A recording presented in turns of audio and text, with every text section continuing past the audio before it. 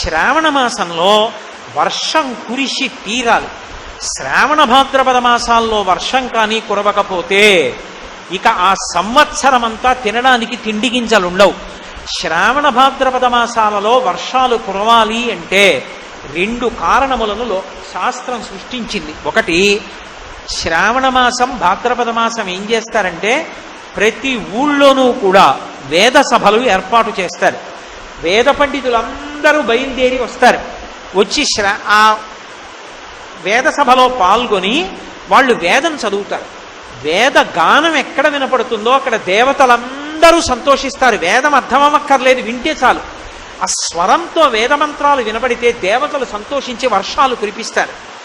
ఎలాగో వచ్చారు కాబట్టి వాళ్ళు ఏం చేస్తారు, అలా వెళ్ళిపోతూ వెళ్ళిపోతూ అందరిళ్ళకి వస్తారు.